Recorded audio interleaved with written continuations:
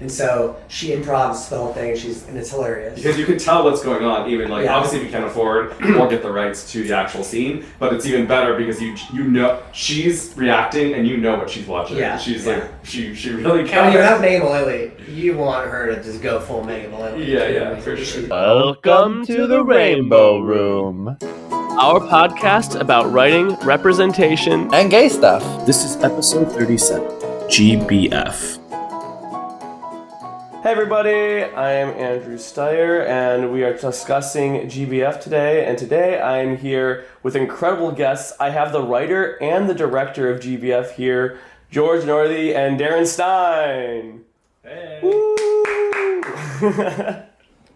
Hey, thanks so much for being here, y'all.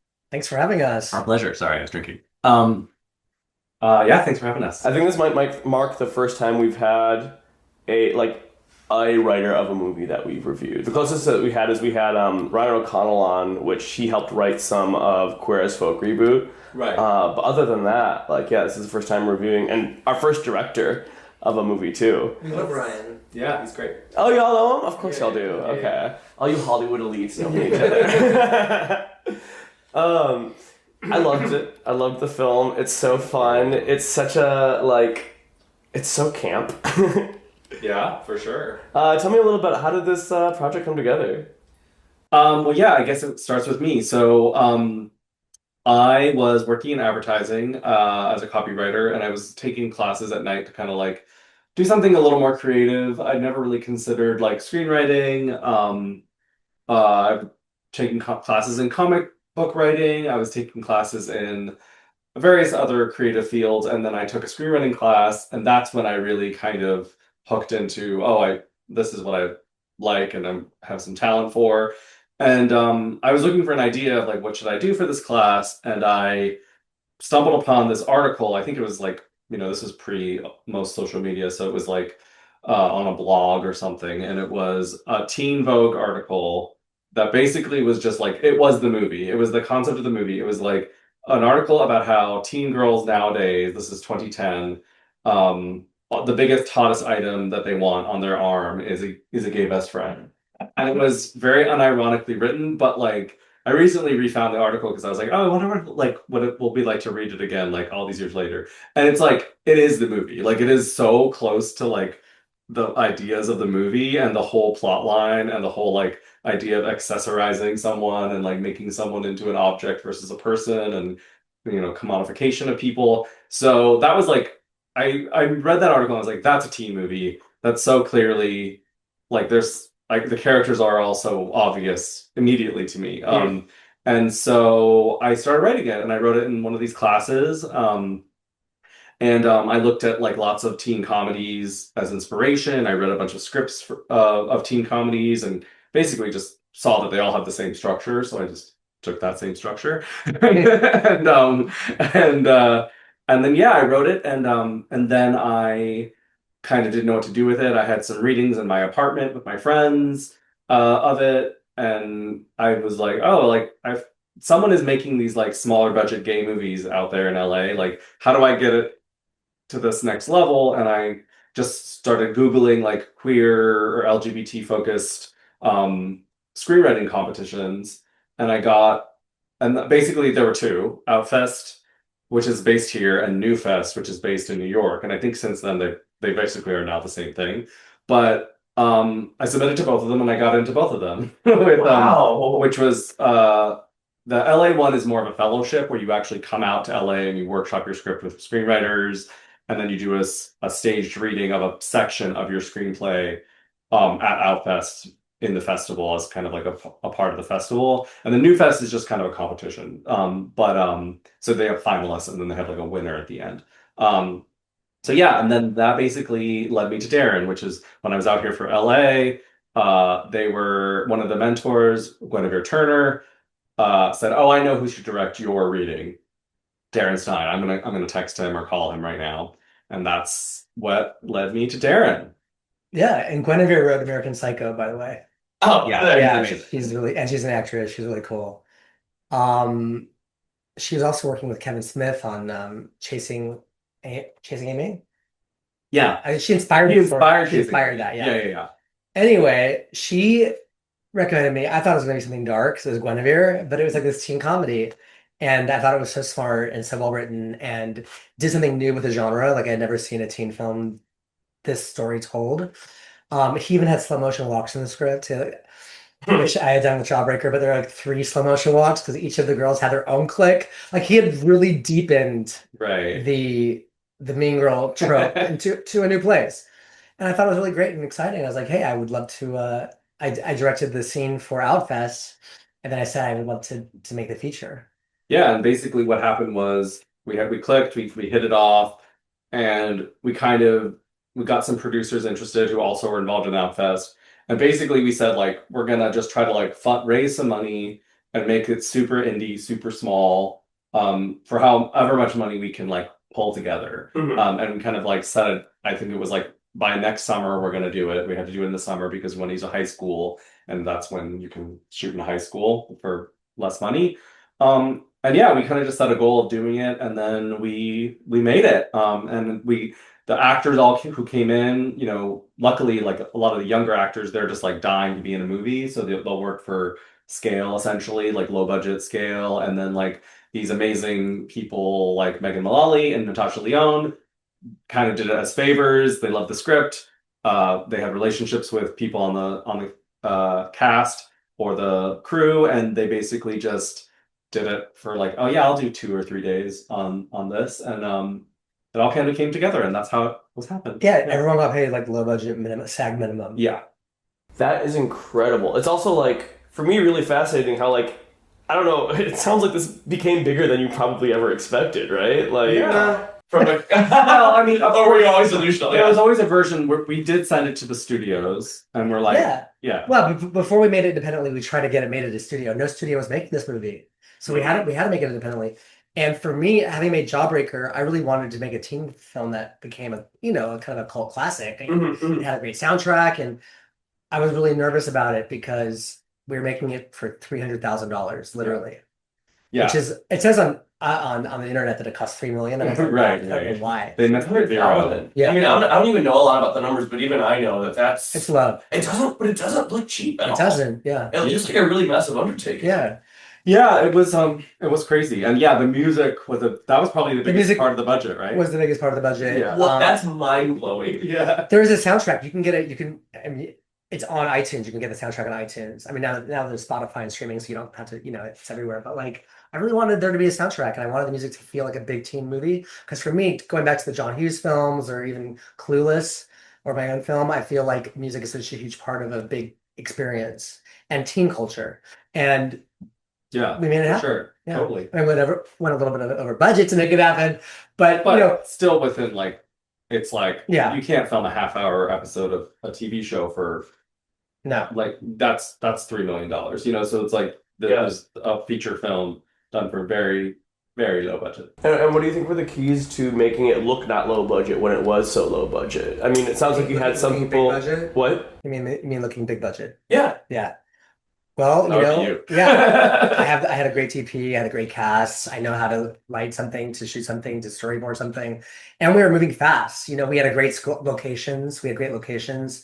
I found this great school that was very modern, indoor outdoor, kind of a modernist vibe.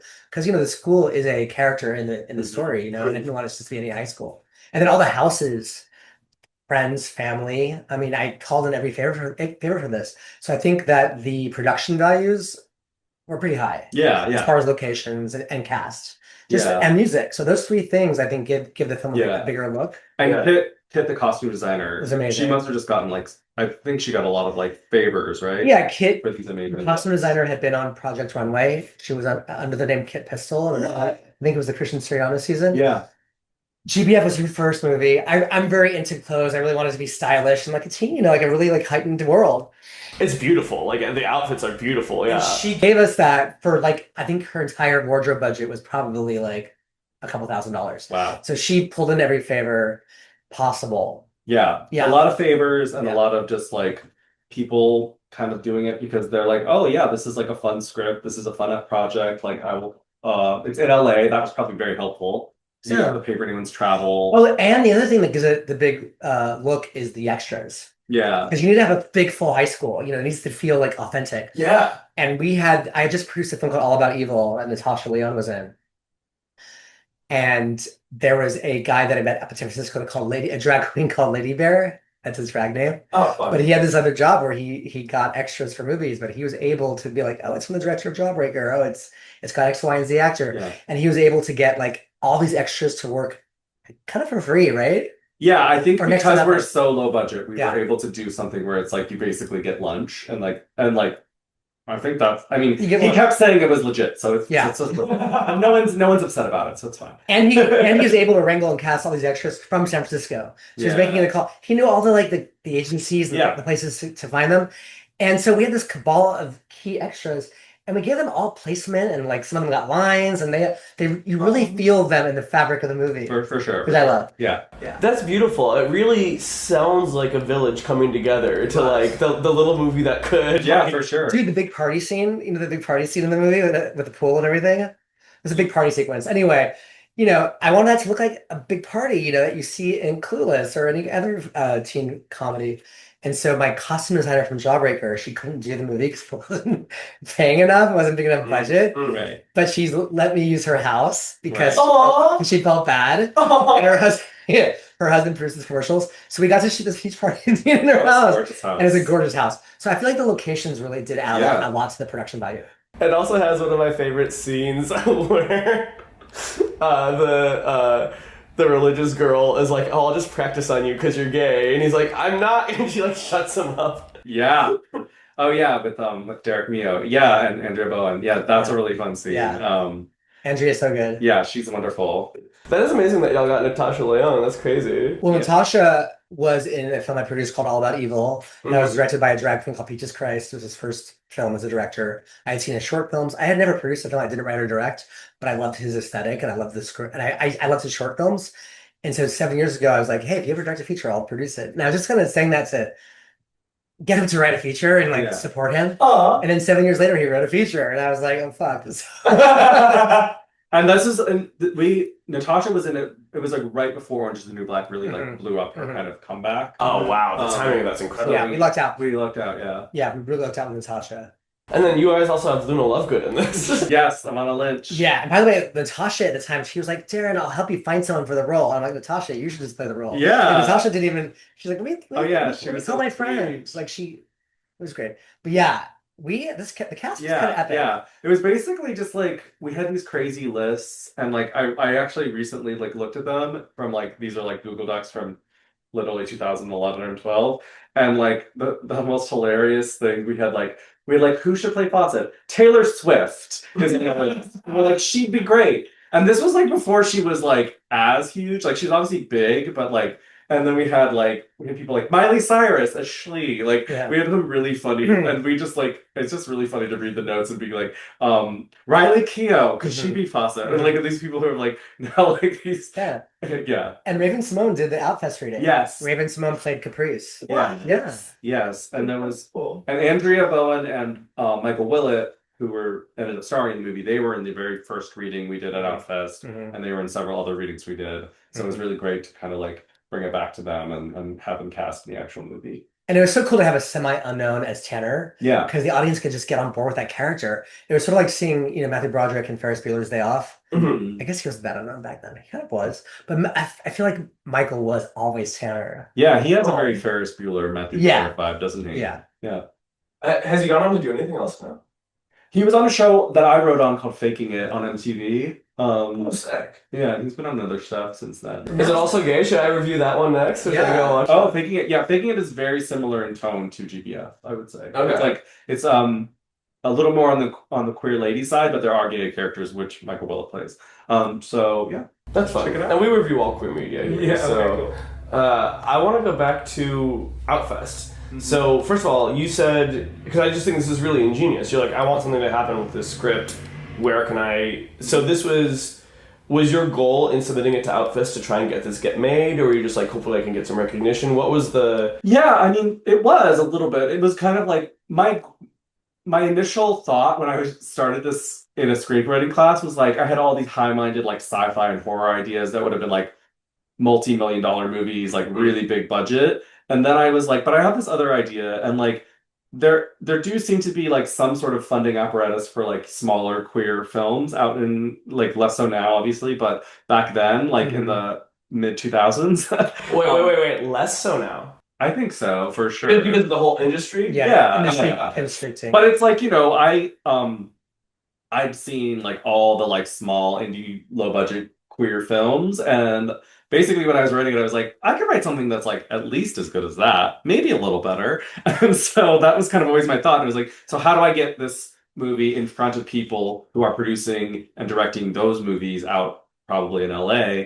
And so yeah, the screenwriting competition was just the way that I didn't know anyone in the industry. So that was like the first screenwriters I ever met were at that lab. Yeah, and I had directed a couple of things for the lab, but nothing as good as G.B.F. And you don't get scripts as good. I mean, George's is a really great writer, and G.B.F. is really, it's just crazy to think it was his first screenplay. Yeah, that's wild. What? It was pretty crazy. I'd written copy. I was a copywriter, so I'd written before, but I'd never written a screenplay. So that was a different. I just feel like the differences in copy and GBF are astronomical. Yeah, but it was like I definitely put everything it was actually like it was a total creative escape for me, because it was like I was doing this job that paid the bills, but it's not wasn't my passion. So it was like every night I was like excited to go do work on GBF because it was like my escape. Which now that I'm actually paid to write, I'm like, oh, I wish I could recapture that feeling. Every day where you're like, no, this is actually like my vacation is writing this. So it was really yeah. Whenever I'm always trying to recapture that joy, that initial. The movie jumped off the page. It really did. Like you could tell that you loved writing it. I thought of a funny story though with the other contest, New Fest, which I didn't end up winning, but I was a finalist.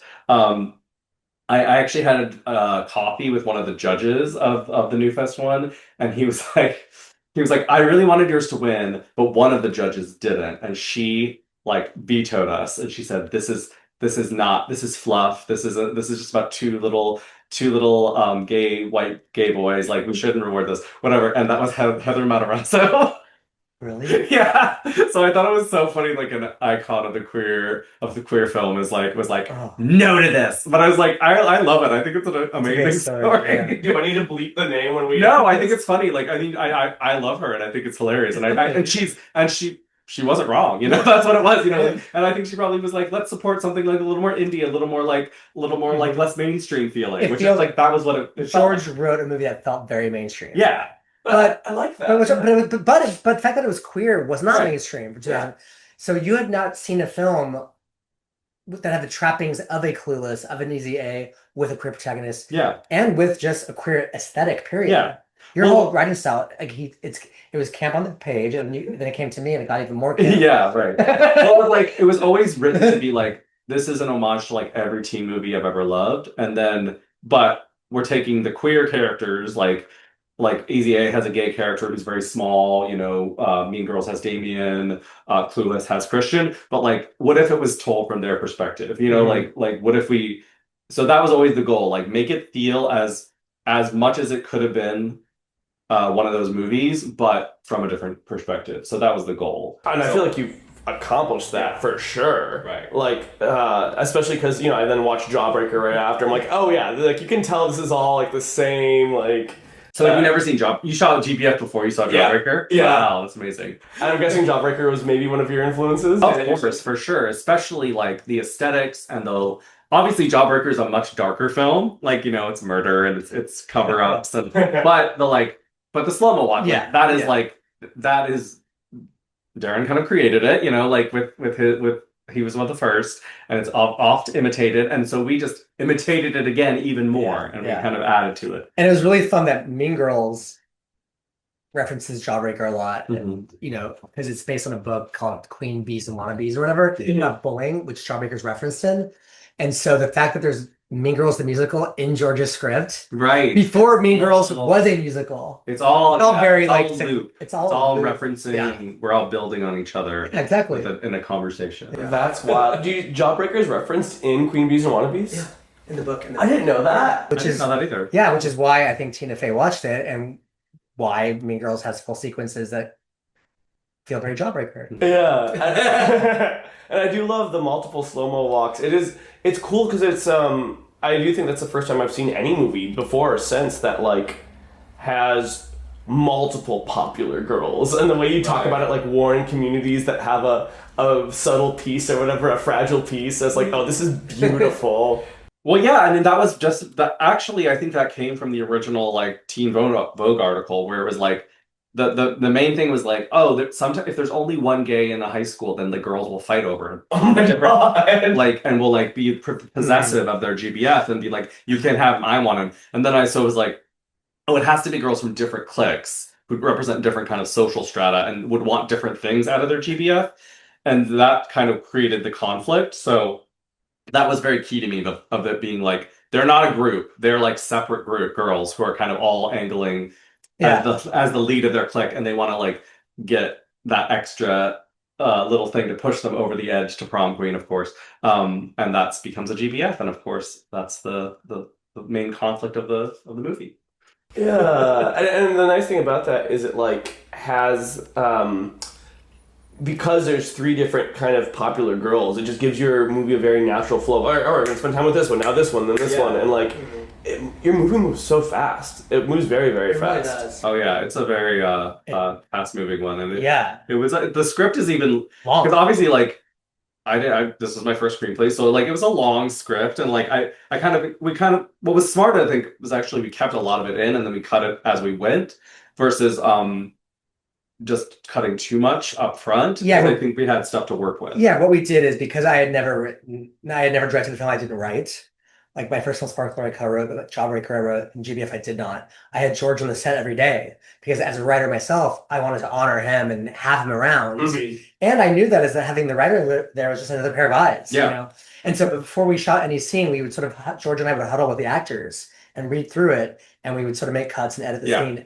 And use improvisation from the actors as well. Oh yeah. Lots of improv. Yeah. And also the idea that like because it was so low budget, we had to basically figure out like, oh, could we shoot this little scene like over in that corner like while they're setting up this other one. So there was a constant like it was very like it's actually like the process was almost more like TV, where it's like you're much more in collaboration with the writer and the director. And so that's really like how we did it. Yeah, we were really lucky to have a DP who had shot the pilot for Teen Wolf. Right. So he had shot he had shot TV, so he was fast. Yeah. Yeah, we had to move like really quick. Yeah.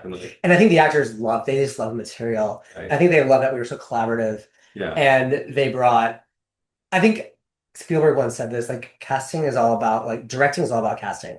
If you cast the right person, there's not a lot of directing you need to do, honestly. Yeah. The cast was just really perfect. Incredible. Yeah. I mean, JoJo, Ivana Lynch. Yeah. Sasha, Andrea. Yeah. Taylor Mormon. Yeah, he was great. Paul Iacono. Yeah.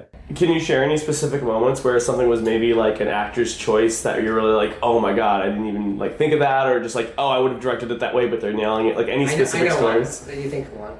Well, yeah, I mean, like a large amount of the Megan Mullally stuff was fully her improvising, which was great. But like the idea of a mom and a son watching Brokeback Mountain together. Oh my god! Was very much in the script. But then we basically were like, that scene is so funny. So basically, we set up. We found it online somewhere. I don't even know. Like we found it. We put a laptop in front of them with the movie scene on the laptop so they could react to it. Yeah. And she just like went crazy, which was amazing. Yeah, because in the script it just says they watch it, and I was like, well, let's watch them watch it on the screen. And so she improvs the whole thing, and it's hilarious. Because you can tell what's going on, even like obviously we can't afford or get the rights to the actual scene, but it's even better because you know she's reacting and you know what she's watching. Yeah. She's like she really can. And when you have Megan Mullally, you want her to just go full Megan Mullally. Yeah, for sure. What she did. Yeah, and it would also have been so much more crass if you showed what they were watching. Right, totally. Like your movie does have a nice like PG-13 feel to it. That's another discussion. Right. We didn't get it. It got an R rating. What? Yeah. Wait, that makes me mad. I know. Because it's gay? Well, we talked about it. It was like an Entertainment Weekly. They did a whole article about it. Yeah, because it was I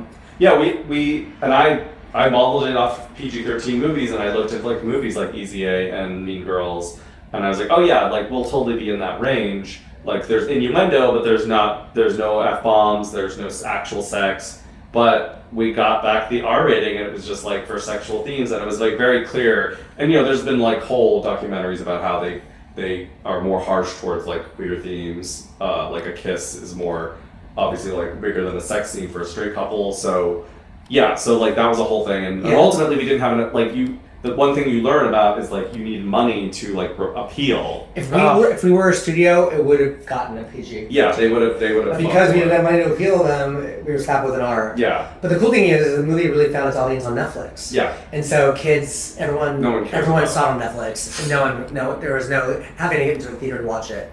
It was released across the country, but in a very small, independent way. Yeah. But interesting though that queer slang, which was pervasive throughout the script, it was wall to wall. But we also I also try to make up stuff because much like things like Clueless and stuff where she kind of just made up a language to make it less. But like RJ. Right, BJ. Ultimately, it doesn't make a difference, but it was kind of fucked up that we got an R. Yeah. I was going to ask, what are the real world consequences of something getting an R rating? It just means that in theaters, it really is only in theaters, right? Mm-hmm. That really matters. Yeah, we sort of lucked out that the movie found its audience on Netflix. Yeah. Because no one cares. Yeah, no one really cares the rating. Especially because your target audience, probably some of them might not fit the restrictions of R, right? You want for teenagers to be able to see this. Yeah. And it was sort of when Netflix was in its more nascent stages. It was before Orange is the New Black. It was before they became a juggernaut of series. But it was great for us because the whole world got to discover the film. The first deal was for 2 years on Netflix, and it did so well that Netflix picked it up for another 2 years. So it was on Netflix for a good 4 years. I think. I meet people all the time who have seen it, and they probably discovered it on Netflix or on another streamer. Yeah. So of its own. It's actually funny. This is making me remember how I discovered the film. I told Darren this already. I had a TikTok series where I'd say I'd say predicting which pieces of gay media had enough gay men in the writer's room, based not on any actual knowledge or production, just on vibe alone. And I would just flash the movie picture and say yes or no. And I had people in the comments say do G.B.F, we want to hear that's on G.B.F. So it's has enough of a cult following that I was getting recommended to it on TikTok, which I'm sure how a lot of queers find each other's good recommendations. Yeah. Well, we had an all gay creative team, so. And the two leads of it were gay. Yeah. And we're back. I love the movie so much. Let me just tell you, I really, really do enjoy this movie. It's really an honor to be sitting across from y'all. It made me cry at one point. It made me laugh my ass off. Where did you cry at? I don't remember.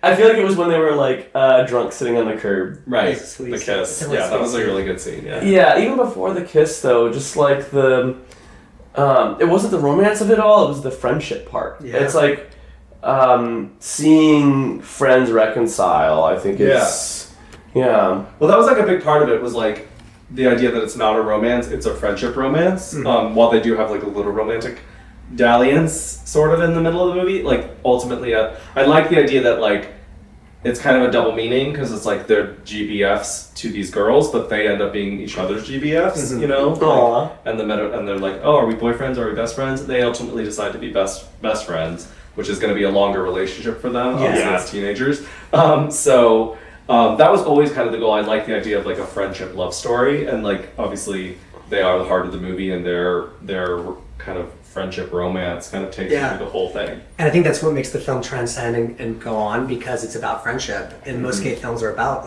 romance or sex, or tragedy or something. Yeah. And I remember when I had my first gay best friend, I was oh my god, I have a gay friend, and it was really precious to me. Yeah. Because as gay guys, we're sort of confused about are they sex object? Do I want them sexually, or is it a friendship? How do we have friends that are friendships that are non-sexual? What do they look like?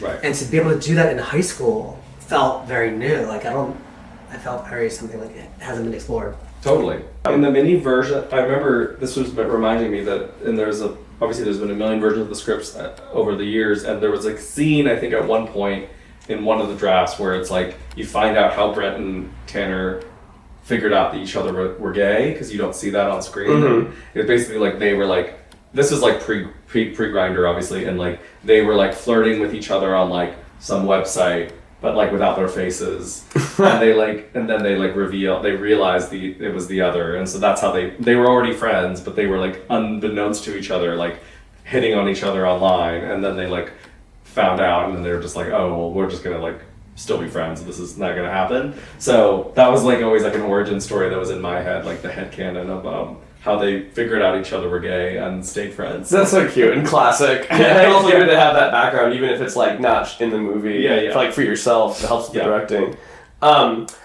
I also really like that Michael. We talk about how good the casting is. I feel like they very believably fit those roles. Like Tanner really does seem as someone who could pass as straight. It would make sense that people didn't necessarily immediately suspect he was gay.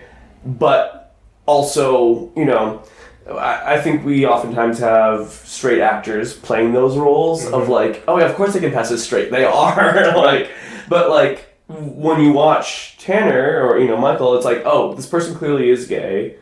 Right. But like isn't gay in the same way where the closet's glass like Brent. Right. Yeah. Right. Well, like the funny thing is they played very opposite roles on their TV shows previously.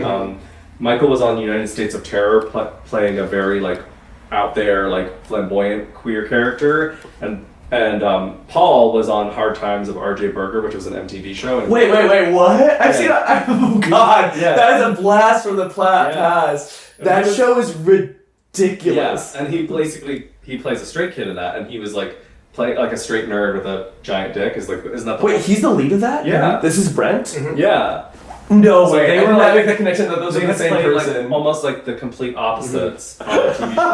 And they like flipped, and they were much closer to themselves in the G.B.F. roles, but they basically had done the very opposite roles. And I'd always liked Michael on United States of Terror, but I knew he was like definitely playing the more flamboyant character. But I was like, I think he would like really kill Tanner, and then of course he did. Yeah. So you've mentioned a couple times that the casting was key to making this so good, and you've hinted at it a little bit. You said one of the reasons obviously you had people do you favors, you already had some connections, but you also said it was a time when a lot of people wanted to work. But tell me, how did you get this amazing cast? I think the script's so good. I think people like the script. I think the fact that I had done Jawbreaker, people wanted to work with me.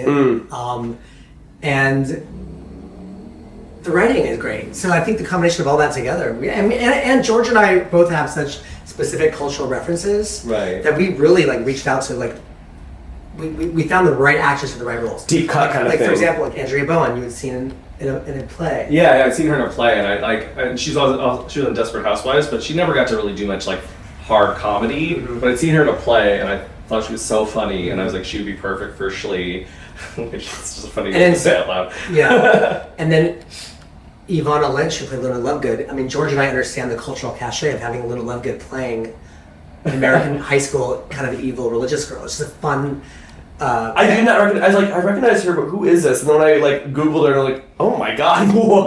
Yeah, and then She has range. Yeah, she's great. And then JoJo, had been in Aquamarine, which is like a beloved queer film, kind of about these little girls playing tween movie about girls playing mermaids or something. I've never seen it, but JoJo's also a pop star. Yeah. So to have her play the girl who outs him, that Soledad character was hilarious. And we basically just had these lists of Yeah. like people we love, and like we kind of just like target them, and then like some people came through auditions, like Zosha Rockmore. Like she wasn't on our list, but like we saw her audition and we were like, wow, oh my god, yes. And who did she play? She played Caprice, and Okay. she just like blew us away with her tape, and we were like, it's her. Like it was like, which is weird because we were so excited about Raven Simone. right. And then we thought Raven was basically attached, like Caprice, because she'd done the Outfest reading. And then when we went to cast, Raven had just done Sister Act on Broadway, and she chose to go to Australia to visit Debbie Allen. Oh really? So she wasn't going I to do forgot ours. about that part. So we lucked out because George and I really loved Yes. Zosha. It- We loved her audition. It ended up working out perfectly. Yeah. Yeah. And so you just like reach out to these people, the ones that you had targeted? No, we had a casting director too. Yeah. Oh, okay. Okay, so you had a casting director reach out to these targeted people read, and then you also just had kind of an open call, and you had some auditions come through. Yeah, and honestly, we didn't have that many choices. Like, you know what I mean? Like, we didn't. I feel like a lot of the quote unquote bigger names that might have even even have been straight passed on Tanner. Like they Yeah. they wouldn't read the script. So, we just sort of. I think casting is very spiritual. You know what I mean? Yeah. There's a very meant to be quality about it because certain actors have conflicts. Certain actors, can only work X, Y, and Z days. You sort of have to go with the flow of what it becomes. What was good is that we had a start date, which is actually really helpful because it's like, are you available during this time and do you want to do it is like really helpful. So like, if they are, they are. If they aren't, they are. And that really was helpful too. Versus like a rolling thing, like this could be a thing. Do you want to attach yourself? It could because if it was just like an open spot and went for And it. speaking of Ryan O'Connell, he was a writer on Awkward, and Molly Tarlov was on Awkward. Because I loved Awkward. Yeah. And I always loved her. We loved her. And Like, we her knew she would be character was great great. as Sophie. Yeah, she was great. It's so interesting because like the way you're talking about this, it sounds like you'd been in the entertainment industry a long time, but this was your first foray into it, really. I mean, I'm just a fan. I like TV, I like film, so George is just really smart and savvy. Like you're just a smart guy, and you love pop culture. And we'd always have these lists, like whenever I do any project, I always make a list of like, oh, who would I ideally love to be in this? Like, and it's usually like a long list of like 10 or 12 options, and like you can kind of picture the different people in the roles depending on what kind of a thing it is. But I always find that really helpful and inspiring. And then if it actually gets made, then you can look back at your list and like, hey, like, are they available? They were my original inspiration for this. Like, we should just tell them, Yeah, that's so fun. Yeah, because when you were writing the script, you actually had people in mind that like helped inform how you wrote them. Yeah. I think I definitely was picturing Michael as Tanner, and I think I definitely was picturing Andrea Bowen as Schley. Oh wow, They were in my head for sure. And then I'm not sure who else, but yeah. that's amazing. That's so cool. And so let's talk a little bit about what you guys are working on now, both of you. Go ahead. I work a lot in the TV world. I just finished a season on Exo Kitty, which is a show on Netflix, also queer themed. But I'm doing that, and that's currently filming. And then working on my own pitches and projects. I have a couple comic books I'm developing, which has always been a thing that I love. So I'm doing that with Oni Press. And then probably most relevant to this, like just last week, got reached out to by a theater that would be a queer theater in Atlanta, Georgia, that is interested in developing G.B.F. into a musical. So I'm going to be working on that potentially. Like we have to obviously like figure out all the rights and the deals, which shouldn't be too hard. Because me and George and our producing partner own the movie. Yeah. So there's not a lot to figure out. We didn't get find some documents. because we didn't get paid to write or direct. Yeah. And so we got producer credits and we own the movie. Yeah. Which is great because So we didn't get paid to make it. So we're going to try to figure that out and see Yeah. if we can make it into a musical and see if that could be something that could kind of live on beyond the film. So that could be really fun. That's honestly that you took this project on and you directed it for no pay is like very admirable. That's awesome. I want to take a movie. It had been so long since I directed a film that I said to myself, if this isn't A, a really good experience, and B, a great film, turns out as a great film, maybe you shouldn't keep trying to direct. It's just too hard. I was really at that point. It's insane. But not only was G.B.F. a great experience, but the film turned out really well. So I was like, okay, this is great. That's amazing. I'm going to keep going. And for me, it was my film school. Like I basically like learned. I was on set every day, and like going through that whole process was basically my film school and prepared me for a new career. So I don't mind that I did make a ton of money out of it. No. I mean, because like what came from it, right? Yeah, like sure. it sounds like you've been getting steady work as a writer since. Yeah. What all have you written on now? I wrote on the show Faking It, which is on MTV, which also starred Michael. And then after that, I wrote on Charmed, the reboot. And then Exo Kitty is the most recent one. And then I've sold a bunch of projects in between those times. But so far, nothing filmed yet, but working on it. He's such a great writer, and he writes such great genre, like horror and science fiction, fantasy, which is why I'm so happy he's doing graphic novels and comic books. So it's a way to have IP and then like develop those into series or films. Yeah, that's a smart way to do it because, as you mentioned, like making a movie out of like sci-fi can be extremely expensive. But if you're able to, are you drawing the? No, just writing. I can draw a little bit, but I'm not to the caliber of a comic book artist. So working with the publisher, we find artists and then we pair them with me and then I write the scripts and they do the art. Okay, beautiful. Yeah. That's amazing. So that's kind of what's going on with me, Darren. I have Jawbreaker the musical, which is for the stage as well. Yeah, let's talk about that. That's written and it's amazing and Yeah, it's been a process. yeah. But I also developed it as a movie musical for Columbia Pictures. So we're trying to get that off the ground. And Oh yeah, I forgot you already have the script for the movie. Yeah, written. we have a movie, we have a stage play, we have both. And then I have a series that I'm pitching, which is a horror, kind of metaphysical horror series, which I'm very excited about. I have this film, an independent film that's a very personal story for me. It's called Aunt Max. It's sort of a 90s queer Harold and Maude story about an older woman that I became close with when I came out of the closet. So Martha Plimpton's attached to play the woman. My mom would be played by Jennifer Grey, and David Krumholtz is playing her Martha Plimpton's husband. And then Ben Levi Ross is playing me. Ben's like one of the Evan Hansons, and he was in Tick Tick Boom on Netflix. He's a great young up-and-coming actor. So we're in the process of putting together that independent film. And yeah. Whoa! Yeah. I didn't realize you were working on so much. Yeah, you have to have like all these like balls. You always have to have like Yeah. multiple projects Yeah. at once. Good lesson for me to learn. Yeah, Yeah. that's amazing. So, and how much of this is like guaranteed to come to fruition? All of it. Nothing's guaranteed. Okay, another good lesson. Yeah. But I mean, it sounds like everything's got pretty good momentum. Yeah. I think I'm in a really good place with everything.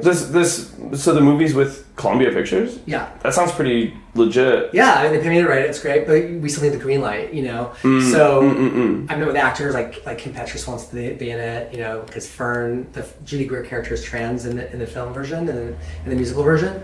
So like Kim Petras wants to do it, like McKenna Grace wants to do it, like CAA is very behind it for casting, but we still need the green light from the studio, you know. How are you gonna make Kim Petras look ugly in the beginning? I know, right?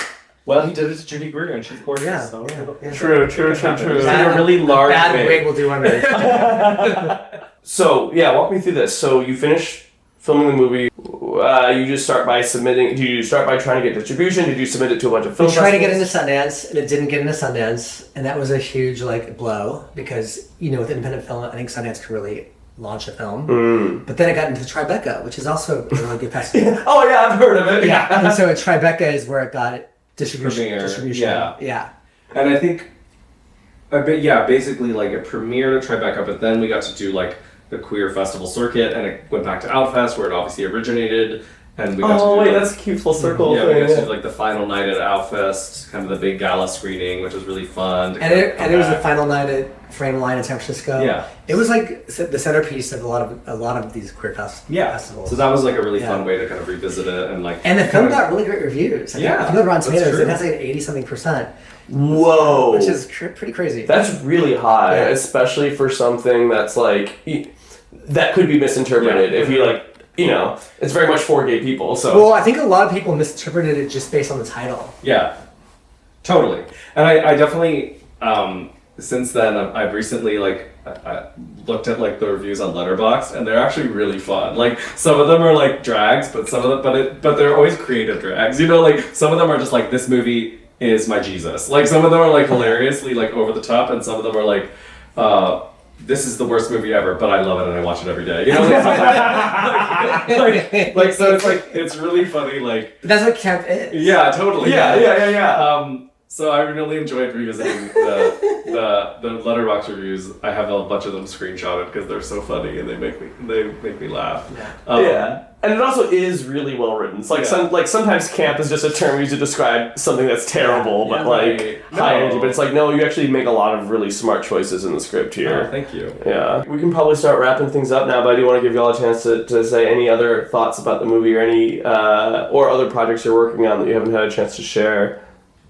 No, I think we covered it, and yeah, it's fun that people are still rediscovering the movie and having fun with it. But that's very exciting, and we just had our 10-year anniversary for it last year, and we did some screenings, and that was really fun to revisit it. I was worried I hadn't seen it in a while. I was like, is it gonna hold up? It does. Yeah, it does. Yeah, it's really fun, and it really captures that era Right. like really well too. Of like where we were in gay acceptance, because you kind of see it from a bunch of angles. It's like okay, there's definitely still people who are very anti-gay. Right. People still don't feel necessarily safe coming out of the closet, will get bullied for coming out of the closet, but then at the same time are also seen as this commodity. You know, it's a very weird gray zone to be in, where you're like loved and hated at the same time, revered and detested. Like, Yeah, for sure. People will always have to come out. Coming out's never going to go away. Yeah. So there was a period where everyone's like, "Oh, we're past the coming out story or whatever." And Right. are we? Like, it's still something we have to. A lot of people have to go through. Totally. Yeah, and deal with, yeah. And I mean, for me, I think it's one of the big lessons too is the way that you submitted the script and chopped it around. And like, I feel internally, I always feel like, oh, if I ever want to make something, I'm going to have to like write it, produce it, create it, blah, blah, blah. But it's like, we'll start with having a script and then like submit that to things. And it's great that we have avenues like that. Just see where it can go and don't be shy about getting it out there, you know, and like finding those new paths that are constantly coming up, you know. Amazing. Well, I've learned a lot today. I have so much respect for both of you. Thank you so much for coming on the show. I know my listeners will be happy too. Y'all are amazing. Thanks. Thank you so much. Bye. That's all for this week. If you like the podcast, the best way you can support us is by recommending us to others. You can also subscribe to us and rate us on Apple Podcasts, Spotify, and YouTube by searching Rainbow Room Podcast. You can follow us on Instagram and TikTok at Rainbow Room Podcast and Twitter at @Rainbow_Room_. Thanks for listening. See you next week.